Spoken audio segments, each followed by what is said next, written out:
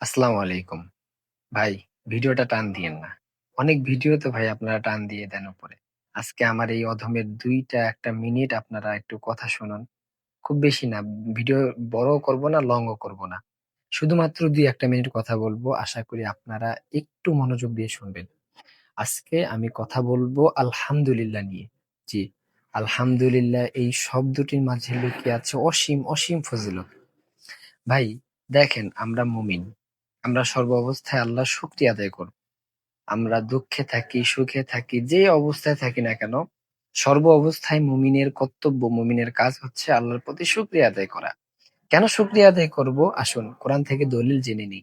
আল্লাহ তাআলা বলেছেন, "লা ইন শাকারতুম লা আযীদান্নাকুম ওয়া লা ইন কাফারতুম ইন্না আযাবি লাশাদীদ।" আল্লাহ তাআলা বলেছেন, "হো আমার বান্দারা, তোমরা আমার নিয়ামতের শুকরিয়া আদায় করো।" তাহলে কি হবে? আমরা যদি রবের নিয়ামত আমরা দুনিয়াতে চলতে পারছি, এই যে আমি সুস্থ আছি, কথা বলতে পারতেছি, হ্যাঁ? ঠিকমতো খাইতে পারতেছি, চলতে পারতেছি। এটা একটা আল্লাহর রহমত না? এটা একটা আল্লাহর নিয়ামত না? আল্লাহর নিয়ামত আমি ভক্ষণ করছি। সো আল্লাহ তাআলা আমাকে সুস্থ রেখেছেন। এই যে আমি সুস্থ আছি, কথা বলতে পারতেছি, চলতে পারতেছি, হ্যাঁ? তো এগুলো তো আল্লাহর নিয়ামত। তো আমি তো নিয়ামতের শুকরিয়া আদায় করি না। আমরা যখন বিপদ-আপদে পড়ি তখন আল্লাহ তাআলার কাছে আমরা চাই, তখন আমরা আল্লাহকে স্মরণ করি। এছাড়া কিন্তু আমরা আল্লাহকে স্মরণ করি না। ভাই, আল্লাহ তাআলা বলেছেন যে, "তোমরা আমার নিয়ামতের শুকরিয়া আদায় করো। তাহলে আমি তোমাদের নিয়ামতকে আরো বাড়ায় দিব।" সুবহানাল্লাহ। আর যদি তোমরা আমার নিয়ামতের নাশুকরি করো, শুকরিয়া আদায় না করো, তাহলে তোমাদেরকে কঠিন আযাবের মধ্যে গ্রেফতার করা হবে। ভাই একটা জিনিস আপনি একটু ইমাজিন করেন, একটু ভাবেন, একটু চিন্তা করেন ভাই।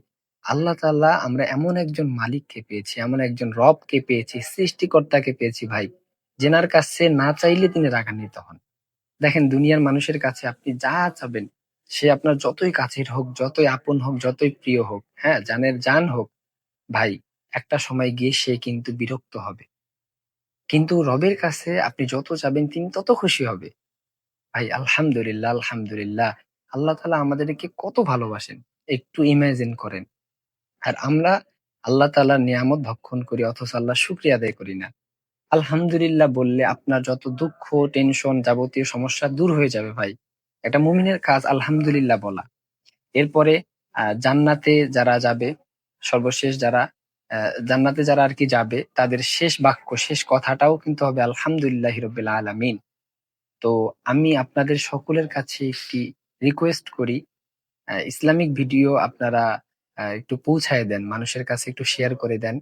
এই যে আলহামদুলিল্লাহ ফজিলত, আলহামদুলিল্লাহ আমাদের মুমিনের জীবনের প্রত্যেকের জীবনের মুখে, মুখে বলা উচিত প্রত্যেকের।